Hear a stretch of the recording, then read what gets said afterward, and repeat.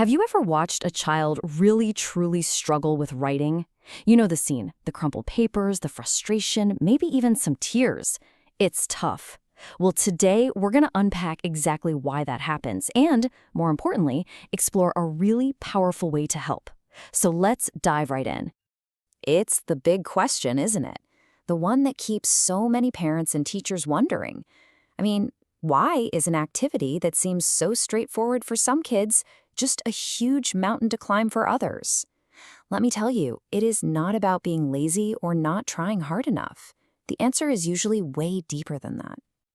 And this is the reality of that struggle. It's so much more than just messy handwriting.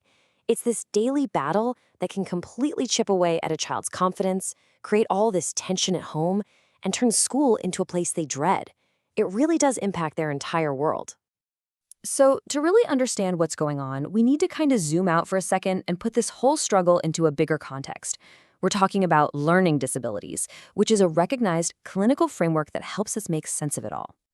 And this right here is so important. If your child is going through this, they are absolutely not alone.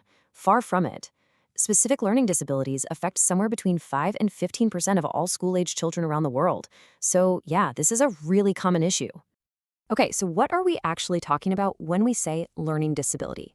Well, the official definition from the Individuals with Disabilities Education Act gives us some clues. The key phrase to focus on is basic psychological processes. That tells you the problem isn't just on the surface. It's actually rooted in how the brain is processing language-related information. All right, so now that we have that big picture, let's zero in on the specific learning disability that affects writing. It has a name, and, just being able to name the challenge is a huge first step toward figuring it out. And that name is dysgraphia. It sounds kind of complicated, but it's actually pretty simple. It comes from two Greek words, dys, which means difficulty, and graphia, which means writing. So it literally just means difficulty with writing, and it covers the whole shebang, from the physical act of making a letter to the mental work of getting thoughts organized on paper. Now here's where it gets really interesting, because dysgraphia isn't just one single thing. You've got different types. For example, a child with dyslexic dysgraphia might be able to copy text from a board pretty neatly, but when they try to write their own ideas, it's illegible and full of spelling mistakes. Then there's motor dysgraphia, where the actual physical act of writing is the main hurdle.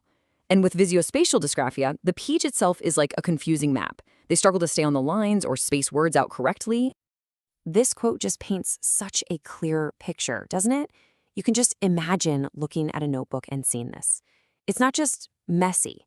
It's a visual sign of a deeper struggle with organizing, with spacing, with motor control.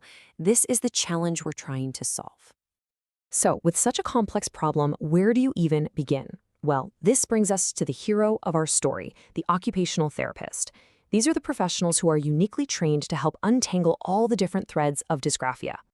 And here it is, the big aha moment for so many people. When you hear occupational therapy, you probably think about jobs and careers. But for a kid, their main occupation is being a student, being a friend, playing. Writing is a massive part of their job as a student, and that's exactly why an occupational therapist, or OT, is the perfect person to call in. The amazing thing about OTs is they don't just look at a child's hand. They take this incredible 360-degree view. They're asking, what's going on with their fine motor skills? Is their desk and chair set up right? And this is so critical. How is this struggle making them feel? They look at the entire ecosystem of the writing challenge. So let's get into how this broad, holistic view turns into a real, effective plan. This isn't just guesswork. It's a structured, personalized path that's designed to create real, lasting change. And here is that path, that roadmap. It all starts with a deep dive, a thorough assessment to figure out exactly what's going on. Then, and this is so important, the OT works with the child, the parents, and the teachers to set clear goals. From there, they build a totally personalized plan. And it's not set in stone. They're constantly checking in and adjusting it as the child makes progress. It's a journey. I love this because it perfectly illustrates the OT strategy. It's not just about practicing handwriting drills over and over again.